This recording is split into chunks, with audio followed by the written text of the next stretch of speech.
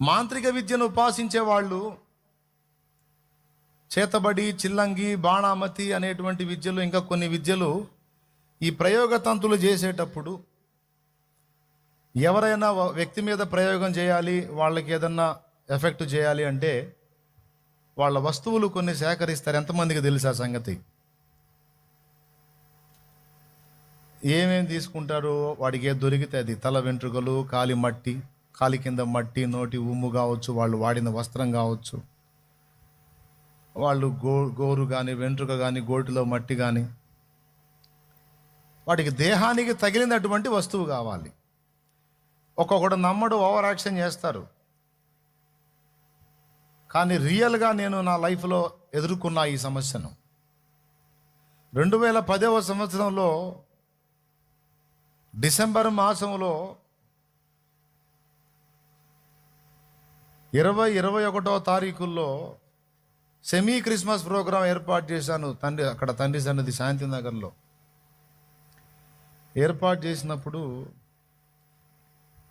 మా సమీప బంధువు ఒకడు పంపించాడు వాడిని, ఈర్ష్య పట్టలేక. రియల్గా జరిగింది. వాడు ఎవడో బయటోడు కూడా కాదు పంపించింది, మా బ్లడ్ రిలేషనే, సమీప బంధువే. ఈర్ష్యాద్వేషాలకు లోనై వాడు పాపం తేడాపడి వాడిని పంపించాడు. వాడు ఇక్కడోడుగా తమిళనాడుకు సంబంధించిన మాంత్రికుడు. వాడి భాషను బట్టి నాకు అర్థమైంది. 10 గంటలకు ప్రేయర్ స్టార్ట్ అయింది. 8 గంటలకు ఆ సైడ్ వాల్స్ కట్టడం, మ్యాట్లు వేయటం, ఈ పనులు జరుగుతుంటే నేను నిలబడి చేపిస్తున్నా.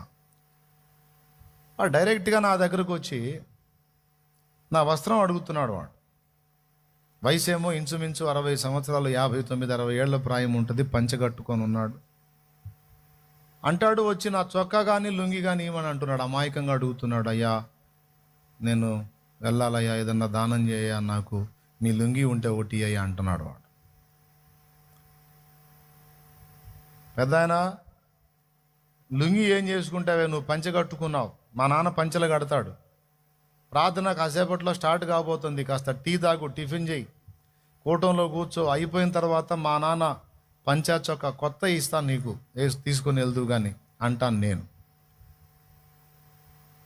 వాడంటాడు, కాదు నీ వస్తువే, నీ వస్త్రమే కావాలి, నీదే అయ్యా, నేను వెళ్ళాలయ్యా, లుంగి అయినా పర్వాలేదయ్యా, నేను కట్టుకుంటానయ్యా, నీకెందుకు, నేను కట్టుకుంటాగా నాకి అంటున్నా.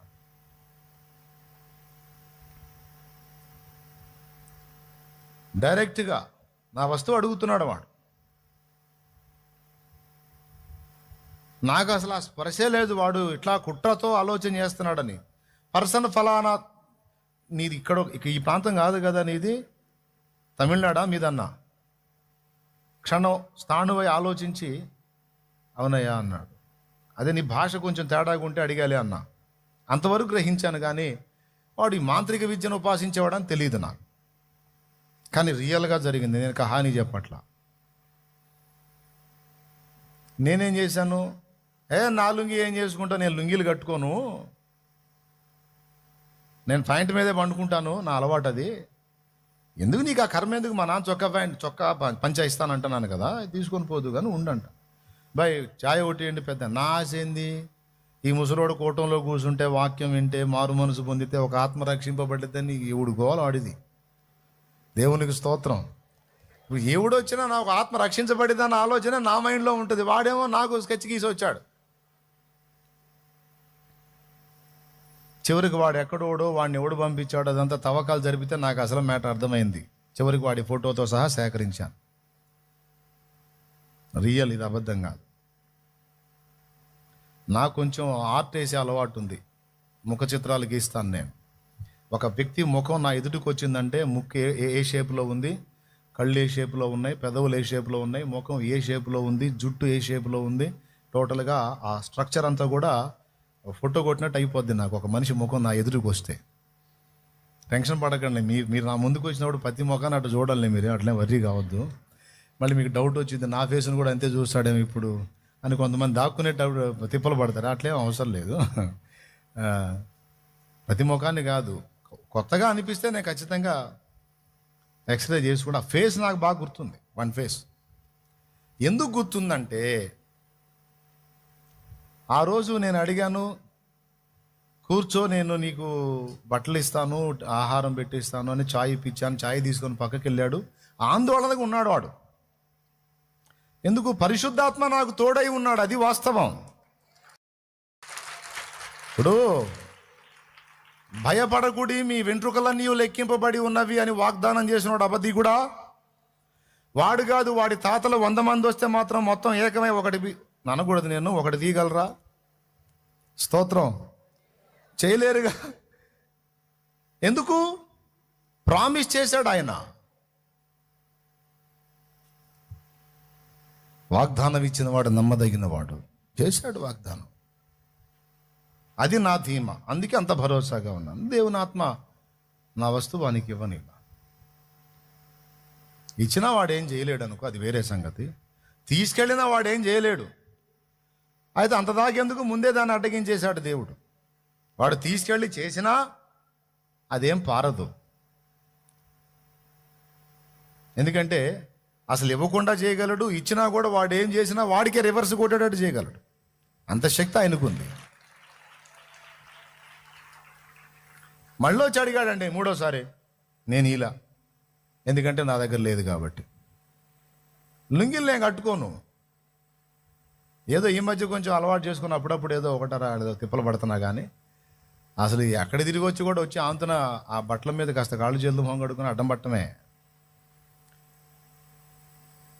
సరే, ఎటో వెళ్ళాడు, పక్కకి వెళ్ళాడు. కూటం స్టార్ట్ అయింది. కూటం స్టార్ట్ అయ్యి ఆరాధన జరుగుతుంటే ఆ ఆరాధన జరిగేటప్పుడు జనాలు అందరి వెనక నిలబడ్డాడు.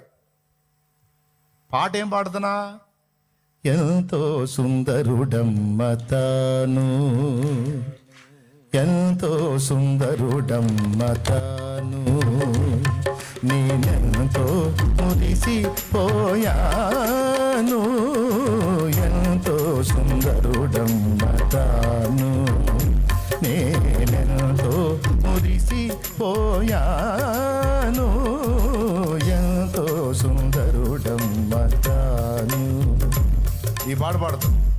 నాతో పాటు బుజ్జన్న తోడయ్యాడు. ఆయన కూడా మంచిగా పాడతాడు, మంచిగా పాటలు రాస్తాడు, మంచిగా పాడతాడు. బుజ్జన్న తెలుసు కదా మీకు, చాలాసార్లు చూపించాను మీకు. ఆయన ఉన్నాడు నాతో పాటు. ఇద్దరి మీద అభిషేకం దిగినట్టు అయిపోయింది. పాడే పర్సన్ పక్కన ఉంటే ఆల్రెడీ పాడేవాడి కొంచెం కంఫర్ట్ ఉంటుంది. ఎందుకంటే మధ్యలో కొంచెం ఊపిరి తీసుకోవడానికి ఛాన్స్ దొరికిద్ది. కొంచెం ఊపిరి తీసుకోవడానికి ఛాన్స్ దొరికిందంటే ఇంక ఎగిరెగిరి పాడవచ్చు. స్తోత్రం. ఒకడే పాడాలంటే కొంచెం కష్టం. కాస్త పాడగలిగినోడు సపోర్ట్ ఉన్నాడంటే ఇంకా హాయిగా పాడుకోవచ్చు. మధ్యలో అందిస్తాడు కాబట్టి. ఇద్దరం పోటాపోటీల మీద పద్యాలు పాడినాడు, పాడుతున్నాం ఆడ. బాగా ఆత్మ కుమ్మరింపు. వినేవాళ్ళు కూడా మైమరచి తన్మయత్వంతో పులకించి వాళ్ళు కూడా ఆరాధిస్తూ ఉన్నారు. ఈ సీన్ జరుగుతుంటే పరిశుద్ధాత్మ నాకు స్పృహ కలిగించాడు. ఒక్కసారి కళ్ళు తెరిచి ఎదురు చూడని. వాడు జనాల వెనకుండి డైరెక్ట్గా ప్రయోగతంతు చేస్తున్నాడు.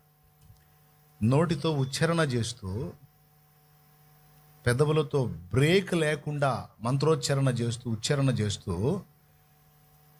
ఈ హ్యాండ్స్ ఇలా అని ఇలా అంటున్నాడు. దుష్టశక్తులను ఉసిగొలుపుతున్నాడు. ఎదురుగా వచ్చి అలా చేస్తున్నాడు కాసేపు. మళ్ళీ అటు వచ్చి, అది ఎల్ షేప్లో ఉంటుంది బజారు. కార్నర్లో నేను బలిపీఠం స్టేజ్ ఏర్పాటు చేయించాను. అంటే ఈ బజార్లో, ఈ ఎదురు బజార్లో జనం కూర్చుంటారు. అటుపక్క మెల్ల ఉంటుంది, ఆ మెల్లలో జనం కూర్చుంటారే. ఉన్నాయి బజార్లే, మరి వాటినే వాడుకోవాలి. అందుకని 2 బజార్లు ఇట్లా ఉంటాయి ఎల్ షేప్లో. ఆ మూల మీద స్టేజ్ చేసి ఈ బజార్ వాళ్ళని ఈ బజార్ వాళ్ళని కవర్ చేస్తున్నాను నేను. వాడు కాసేపు అటు వస్తున్నాడు, కాసేపు ఈ బజార్లో ఈ జనం వెనక సైడ్కి వచ్చి ఇటు ఉసిగొలుపుతున్నాడు.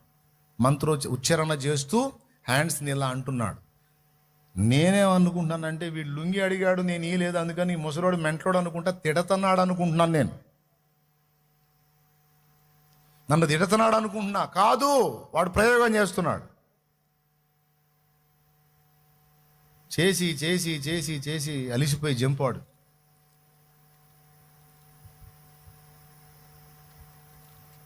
చివరికి ఏంది వేదిక మీదనే కూర్చోబెట్టాలని, పడగొట్టాలనేది వాడి తిప్పలు. అంత సీను వాడుకుందా? ప్రభువు సెలవు లేకుండా ఎవడు ముట్టగలడు, ముట్టి ఎవడు బ్రతికి బట్టగట్టగలడు? చచ్చిపోయి డెడ్ బాడీ లోపలుండి 3వ రోజు గుర్తించారాన్ని. చచ్చి శవమై 3 రోజులు మురిగిపోతే 3వ రోజు గుర్తుపట్టి మున్సిపాలిటీ వాళ్ళు తీశారు బయటకు వాడిని.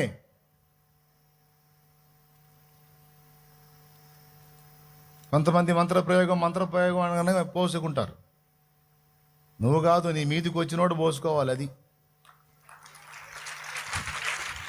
జలములలో బడినే వెళ్ళిన అవినా మీద పారవు, జలములలో బడినే వెళ్ళిన అవినా మీద పారవు, అగ్నిలో నేను నడచినను జ్వాలలు నన్ను కాల్చజాలవు,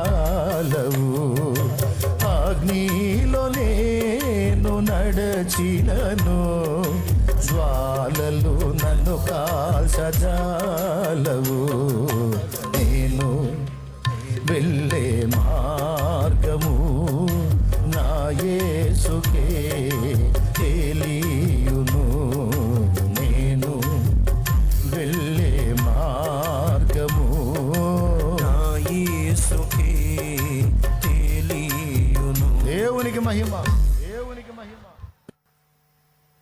ఈ ఉపదేశం ఎవరికన్నా మాంత్రికుడికి వినబడి వాడు ఏదన్నా అసలు చూద్దాం వీడి సంగతి ట్రై చేసినా వాడు అంతే పోతాడు.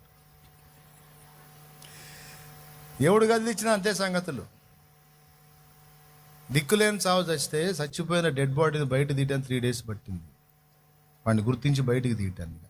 అంత ఉగ్రత దిగింది వాడి మీద. వాడు కదిలిచ్చి మొత్తం గందరగోళం జరగాలి, నేను అక్కడే వేదిక మీద కూలిపోవాలని తిప్పలబడి చేసి అలసిపోయిపోయాడు. దుష్టశక్తులను రేజ్ చేశాడు. కూటమి అయిపోగానే అక్కడ ఉన్నటువంటి అన్యులతో పెద్ద గొడవ స్టార్ట్ అయింది. అసలు సమస్య లేదు. అలాంటిది అక్కడున్న అన్య సమాజం అంతా ఒక చిన్న ఆటో దగ్గర వివాదానికి వచ్చి అప్పుడు కూటమి అయిపోయింది. మనోళ్ళు కూడా వీర్లు ఉన్నారు, డి అంటే డి అంటున్నారు. అయ్యా, సేవ చేయడానికి వచ్చింది మనం జనాన్ని తన్ని ఏదో ఖలీఫాలాగా కత్తితో రాజ్యాన్ని స్థాపించడానికి కాదయా. తంతే తన్నులు తినాలి, తిడితే తిట్లు తినాలి, ఓర్చుకోవాలి, ప్రేమ చూపాలి, దైవశక్తిని చూపాలి. కఠిన పాషాణాల్లాగా వ్యవహరించిన వాళ్ళే కరిగిపోయి మారిపోయి వచ్చి దేవుని ముందు మోకరించాలి. అలాంటి సాక్ష్యాలు లేపారు అపోస్తలులు. లేకపోతే అపోస్తలులకు కత్తిపట్టి సావగొట్టడం చేత కాదా? పౌలు కత్తిపడితే ఏమైనా ఉంటుందా? మరి రాళ్ళ దెబ్బలు తిన్నాడు, బెత్తాల దెబ్బలు తిన్నాడు, కొరడాల దెబ్బలు తిన్నాడు, జైలు పాలయ్యాడు. ఎందుకు? దమ్ము లేకనా, చేత కాకనా? పేతురికి ఎంత పరాక్రమం ఉండింది. కత్తి తీసుకొని మెడకేస్తే జస్ట్ చెవి మెడ మిస్ అయి చెవి దిగింది. మరి పేతురు ఏం తక్కువడా? మరి సిలువ వేస్తుంటే తల కిందులుగా అయ్యండి, అయ్యా నాకు నిలువున సిలువ పొందే అర్హత లేదన్నాడు. ఎవరు రోషం తక్కువ వాళ్ళు, ఎవరు పరాక్రమం లేనివాళ్ళు? రోషాలకు పరాక్రమాలకు పోయి మీసాలు తిప్పి తొడలు కొడితే సేవ కాదు జరిగేది. ఆయన అంత మాత్రం ప్రతాపాలకి మన సేవకు రావటం ఎందుకు? వాళ్ళ దగ్గరికి మనం పోయి వాళ్ళకి సువార్త చెప్పి వాళ్ళని దన్నటం ఎందుకు? అసలు నీ తిప్పలేదు, నువ్వు పడు, నీ పని ఏదో నువ్వు చేసుకుంటే సరిపోతుంది. సేవకంటూ మనం వెళ్ళామంటే ఓర్పు, సహనం, క్షమ, కొన్నిటిని తట్టుకొని కొన్ని చూసి చూడనట్టుగా వాళ్ళు కదిలిస్తారు, దూషిస్తారు, అవమానంగా మాట్లాడతారు. నాకేం కొత్త కాదు. నన్ను దారిని పోయేటప్పుడు వచ్చేటప్పుడు ఎన్నో రకాల మాటలు అన్నీ ఓర్చుకుంటేనే కదా సేవ. అంటే డి అంటే డి అంటున్నారు. నాకు మ్యాటర్ అర్థమైపోయింది. అప్పుడు నాకు క్లిక్ అయింది. ఇందాక వచ్చి ప్రయోగతంతో జరిగించిన వాడు మాంత్రికుడు. అప్పుడు వెళ్ళి మందిరంలో బలిపీఠం దగ్గర మోకాళ్ళు వేసి ఆ వివాదం జరుగుతున్న ప్రదేశంలోకి నేను వెళ్ళబోతున్నాను, నేను వారి మధ్యలోకి వెళ్ళగానే సమాధానం రావాలి, అన్యజనులు రేపిన దురాత్మలు వాళ్ళని వదిలిపోవాలి ప్రభువా, ఇప్పుడే యేసు నామములో వాటి శక్తుల్ని బంధిస్తున్నాను అని ఒక్క మాట మోకాళ్ళని పలికి నేను వెళ్ళి వాళ్ళ మధ్యలో నిలబడ్డాను. ఒరిజినల్గా మీరు నమ్మండి నమ్మకండి, దెయ్యాలు పట్టిన వాళ్ళు వదిలిపోతే ఎంత పీస్ అయిపోతారో అట్ట అయిపోయారు. నేను బాగానే. నా పేరేంది? ఏం పేరు? దానికి అర్థమైంది దేవునికి మహిమ, నా యేసయ్య కృప. వాళ్ళ మధ్యలో పోగానే సమాధానం వచ్చి, అన్నా మిమ్మల్ని ఎప్పుడన్నా ఇబ్బంది పెట్టామా అన్నా. ఎవరన్నారు నాయన నేను ఇబ్బంది పెట్టారని? అన్నయ్యలు చూడని ఎట్లా అంటున్నారు అని అన్నారు. నేను వీళ్ళని గద్దించి మనవాళ్ళని పోయి ఫస్ట్ మనవాళ్ళని గద్దించగానే వాళ్ళు కూల్ అయ్యారు. చక్కగా సమాధానంగా ఏమన్నా తెలుసా, పెట్టండి అన్న ఏమైంది, ఒకటి కాదు 4 పెట్టుకోండి ఏమైంది అనుకుంటూ పోయారు. అంటే వాడు ఏదో పెను తుఫాను సృష్టించాలి, బీభత్సం చేయాలి, నా సాక్ష్యం డ్యామేజ్ చేయాలనో లేదా నా ప్రాణం తీయాలని తిప్పలు పడిపోయాడు. పిచ్చి వేద వాడి వల్ల కాల. చివరికి కొద్ది రోజులకు వాడే చచ్చిపోయాడు.